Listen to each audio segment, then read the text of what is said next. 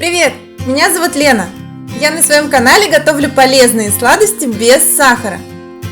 Сегодня я покажу вам, как приготовить простой и невероятно вкусный торт-пломбир в ПП-варианте. Этот торт готовится без выпечки, но при этом покорит всех своим невероятным вкусом. Как всегда, в моем рецепте вас ждут точные граммовки, чтобы тортик хорошо пропитался, получился нежным, но при этом держал форму. Сначала приготовим крем. Нам понадобится 2 желтка и 320 грамм молока.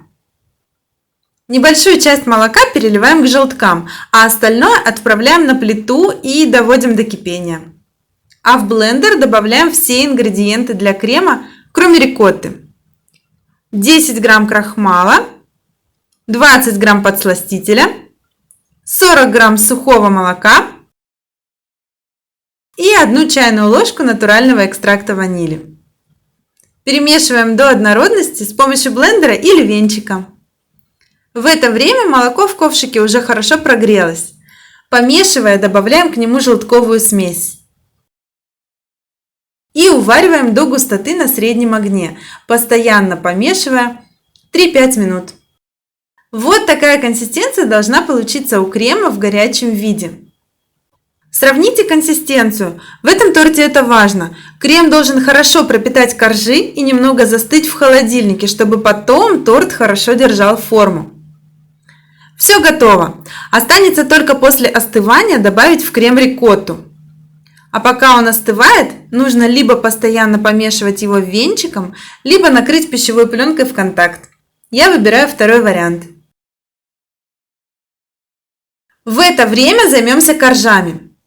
Нам понадобится 130 грамм миндаля или миндальной муки. У меня это цельные орешки, поэтому я их измельчу в крошку. Вот так. Причем здесь нам не важно, мелкая крошка или не очень. Все варианты хороши. Единственное, не дожидайтесь выделения масла из миндаля. Это нам ни к чему. И также нам нужно 130 грамм овсяной муки. Ее я тоже предпочитаю делать самостоятельно, но если у вас вкусная готовая мука, это отлично. И сюда же добавляем пол чайной ложки соли.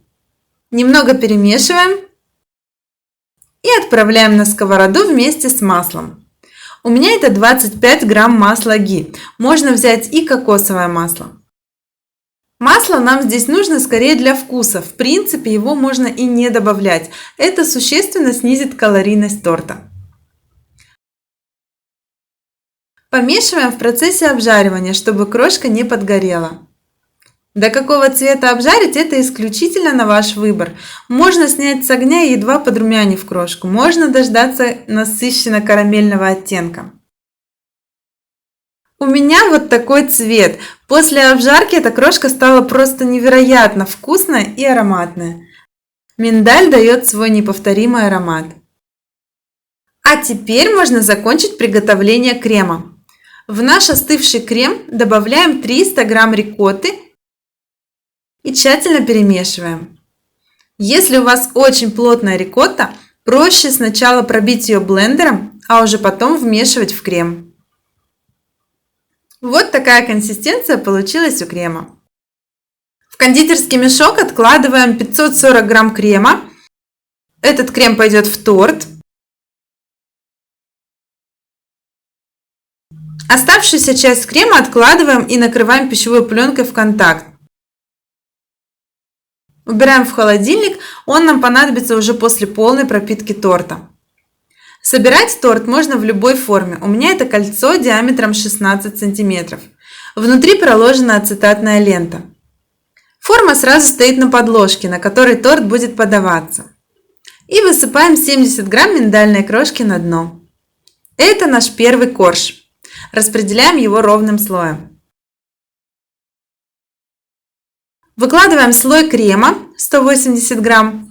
Здесь, конечно, особенно удобно выкладывать из мешка сразу ровным слоем, чтобы крошка не тянулась за кремом. Разравниваем. И выкладываем второй корж, тоже 70 грамм.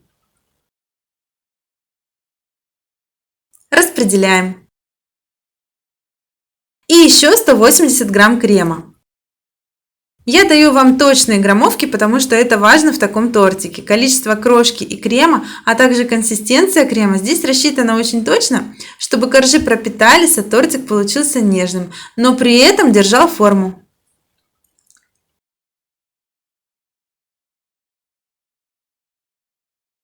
«70 грамм крошки».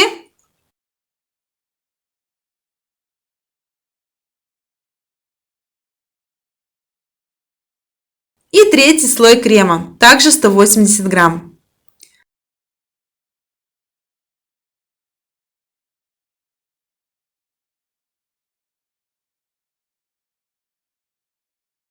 Наверх высыпаем 35 грамм крошки.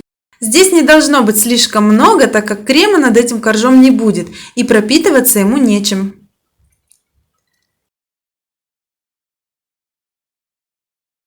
Если вы оставляете верх без посыпки, то укройте тортик пищевой пленкой в контакт. Оставшуюся крошку храним в холодильнике, она нам понадобится для обсыпки. Отправляем торт в холодильник на 8 или более часов. Вот наш тортик настоялся. Снимаем с него кольцо и ацетатную ленту. Смотрите, он уже достаточно ровный и красивый, вполне можно в таком виде подавать к столу. Если вам такой вариант по душе и не хочется заниматься обсыпкой, то во время сборки просто выложите оставшийся крем и корж еще одним слоем. Ну, я покажу вам полный вариант украшения. Бока торта нужно покрыть небольшим слоем оставшегося крема.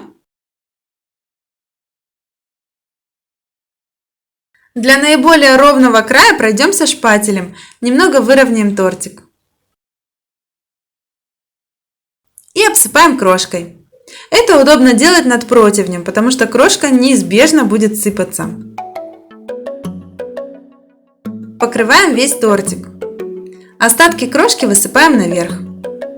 В общем, простейшее оформление, как и сам торт. Наверху у меня высушенные цветки розы. На самом деле можно положить все, что угодно. Ягодку, листик мяты или вообще ничего. Этот торт прекрасен и сам по себе. Давайте его разрежем. Очень мягкий, это сразу чувствуется при разрезании. Вот такая красота у него внутри. А какой же он вкусный! Слегка солененькая крошка с насыщенным ароматом миндаля и вкуснейший ванильный крем-пломбир. Отличное сочетание! Спасибо за просмотр! Не забудьте поделиться этим видео со своими друзьями, мне будет очень приятно. И спасибо за лайк!